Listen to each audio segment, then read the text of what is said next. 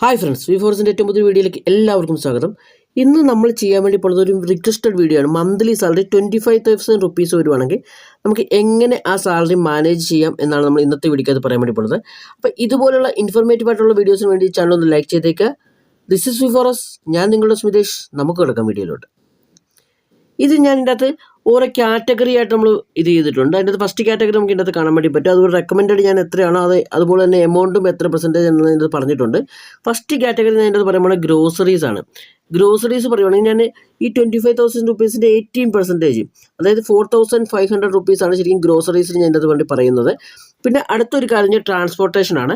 Transportation എന്ന് പറയുമ്പോൾ നമുക്ക് 12% നമുക്ക് ട്രാൻസ്പോർട്ടേഷൻ്റെ അത് പറയുന്നത്, അതായത് ഏകദേശം 3,000 രൂപയുടെ ട്രാൻസ്പോർട്ടേഷൻ ആയിരിക്കും നമ്മൾ ഒരു മന്ത്ലി ഇതിനകത്ത് സജസ്റ്റ് ചെയ്യുന്നത്. പിന്നെ അടുത്ത യൂട്ടിലിറ്റീസ് നമുക്ക് വരുന്നു. യൂട്ടിലിറ്റീസിനകത്ത് നമുക്ക് കറണ്ട്, വൈഫൈ, ഗ്യാസ്, മൊബൈൽ, വാട്ടറാണ് ഇതിൻ്റെ വരുന്നത്. അതിനകത്ത് നമുക്ക് 12% വയ്ക്കാം.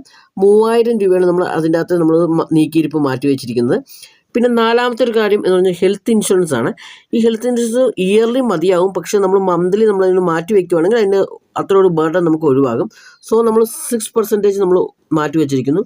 1,500 രൂപയാണ് നമ്മൾ മാറ്റി വെച്ചിരിക്കുന്നത്. പിന്നെ അടുത്തൊരു EMI ആണ്. EMI ആൻഡ് ലോൺസിന് വേണ്ടി നമ്മൾ 10% മാറ്റി വെച്ചിരിക്കുന്നു. മാക്സിമം 2,500 രൂപ വരെ നമുക്ക് ഈ കാറ്റഗറി ഉള്ളവർക്ക് EMI അല്ലെങ്കിൽ ലോൺ പാടുള്ളൂ കേട്ടോ. പിന്നെ പേഴ്സണൽ എക്സ്പെൻസ്, അതായത് നമുക്ക് വേറെ ഏതെങ്കിലും എക്സ്പെൻസ് പേഴ്സണലായിട്ട് കാണും, അത് നമ്മൾ 10% മാറ്റി വെച്ചിരിക്കുന്നു. അതൊരു 2,500 രൂപയാണ് നമുക്ക് അതിൻ്റെ അകത്ത് പറഞ്ഞിരിക്കുന്നത്.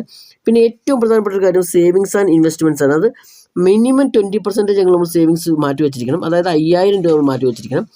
പിന്നെ എട്ടാമത്തെ ഒരു കാര്യം എന്ന് പറയുന്നത് എമർജൻസി ഫണ്ടാണ്. ഞാൻ എല്ലാ വീഡിയോസും പറയുന്നത് എമർജൻസി ഫണ്ടാണ്. ആ എമർജൻസി ഫണ്ട് നമ്മൾ 4% മാറ്റി വെച്ചിരിക്കുന്നത്, അതായത് നമ്മൾ 1,000 രൂപ നമ്മൾ ഇതിനകത്ത് മാറ്റി വെച്ചിരിക്കുന്നു. ലാസ്റ്റ് നമ്മൾ പറയാൻ വേണ്ടി പോകുന്നത് അതേഴ്സ് എന്ന് പറഞ്ഞൊരു കാറ്റഗറിയാണ്. 8% നമ്മൾ മാറ്റി വെച്ചിരിക്കുന്നത്, 2,000 രൂപയാണ്.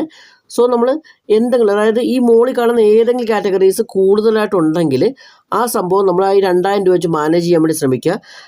അതുകൂടാതെ തന്നെ ഈ കാറ്റഗറീസ് എല്ലാം ഇതിൻ്റെ അകത്ത് തന്നെ ഈ പൈസയ്ക്ക് തന്നെ ഉൾക്കൊള്ളാൻ വേണ്ടി ശ്രമിക്കുക. അപ്പോൾ നമുക്ക് ഈ 2,000 രൂപ അതേഴ്സിന് നമുക്ക് വീണ്ടും കൂടുതലായിട്ട് നമുക്ക് കിട്ടും. അത് നമുക്ക് വീണ്ടും സേവിങ്സ് ആൻഡ് ഇൻവെസ്റ്റ്മെൻറ്റിലേക്ക് നമുക്ക് മാറ്റി വയ്ക്കാൻ വേണ്ടി പറ്റുന്നതാണ്. പിന്നെ ഈ സേവിങ്സ് ആൻഡ് ഇൻവെസ്റ്റ്മെൻറ്റ് നമ്മൾ എടുക്കുകയാണെങ്കിൽ അതിൻ്റെ അകത്ത് നമ്മൾ 5,000 രൂപയാണ് നമ്മൾ പറഞ്ഞിരിക്കുന്നത്. അതിൻ്റെ അകത്ത് 3,000 രൂപ SIP ചെയ്യണം, 2,000 രൂപ RDയും ചെയ്യണം.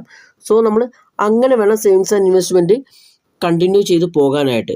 ഇത് 25,000 രൂപ വരുന്ന ഒരാളുടെ ഒരു സാലറി വരുന്ന ഒരാളുടെ ഒരു അറേഞ്ച്മെൻറ്റാണ് സാലറി. അതുപോലെ തന്നെ ഇനി അടുത്തൊരു 20,000 ചോദിച്ചിട്ട് അതും നമ്മൾ അടുത്ത വീഡിയോക്കകത്ത് വരുന്നതാണ്. അപ്പോൾ ഇതുപോലെയുള്ള ഇൻഫോർമേറ്റീവ് ആയിട്ടുള്ള വീഡിയോസ് കാണുവാണെങ്കിൽ ഒന്ന് ലൈക്ക് ചെയ്തേക്കുക, അതേഴ്സിന് ഷെയർ ചെയ്ത് കൊടുക്കുക.